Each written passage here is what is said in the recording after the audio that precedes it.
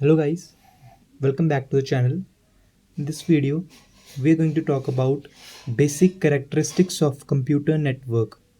Okay, so basically basic characteristics of computer network is nothing but we can say it as the must things that at least a computer network should have in order to make ourselves comfortable in using that computer network.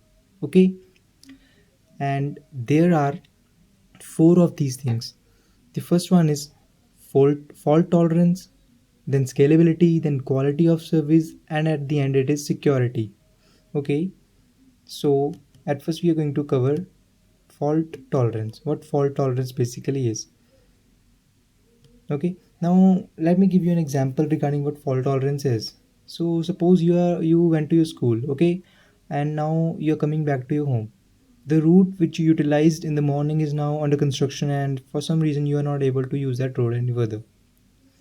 So now what are you going to do? Are you going to go to your home back or not? You of course you're going to take another route.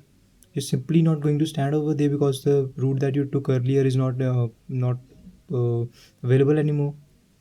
Of course, and this is the same case with computer network. Here, if I give you a demonstration, look. Suppose this is a router. This is the external network in which everything is stored, which this computer wants to access. Now this computer wants to access something and it was accessing with the help of this router. Suppose if somehow this router is not working, now the entire the internet system will be damaged, right? You won't be able to use the internet any further, right? So that certainly is not a good thing. Because of one device, if whole internet is going to go down, then it's surely not sustainable, right? In order to prevent this thing to happen, we have two routers. Not actually two routers, we have a lot of routers, so that if one route gets down, we have the another one to use. And suppose now this, you can see this desktop is connected to this router as well as this router. This red wire is of this router and this blue wire is of this router. Both are connected to the internet. Somehow this red wired router gets down, it's not working anymore. Now you have the option of using this blue wired router in order to access anything you want from the external network. This is basically what fault tolerance is. If there is a fault, then you have to tolerate it. Okay. Looking at the definitions written, if one intermediary device, example root, is out of service, then another route, that is router, that the route that will be provided by the router for the data should be there, so that the whole internet doesn't goes down. The another basic characteristic is scalability. If in a system of 10 computer another 5 gets added, then it should be able to work properly as it was doing earlier. Okay, if we look here, now suppose this is a switch. Don't mind what switch is at this very moment. Just suppose this is a device which will connect these computers to each other. With the help of this device, these computers are able to share data. Hence, this is a computer network. I told you in the previous video that if two devices are able of sending and receiving data, then it is a computer network. So this is a computer network. And so how many computers are there? 1, 2, 3, 4, 5, 6, 7, 8 computers. Suppose you have 5 more friends to be in your group. Now you want to add those computers. So a computer network should be worthy of adding those 5 new computers and still should work as it was doing earlier. Then we will say that it is a scalable network. Okay, I hope you understand this. Now the third one is quality of service. What is the quality of service? The intermediary device should know which one of the received traffic should be processed first to reduce data loss and delay. What does this mean? Now suppose, okay, there are you. Now suppose these two persons are interacting with each other, are calling to each other on WhatsApp call. Now WhatsApp call is also by the help of internet, right? And this laptop is sending an email to this laptop.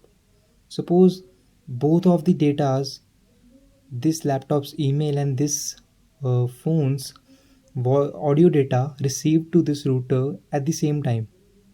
Now which data it should process first? Look, if your email gets late by 1 second, you know it won't bother you, right? However, if your audio is getting late by 1 second, 2 seconds, then the whole communication will be meaningless. You won't be able to communicate clearly, you won't be able to communicate that good.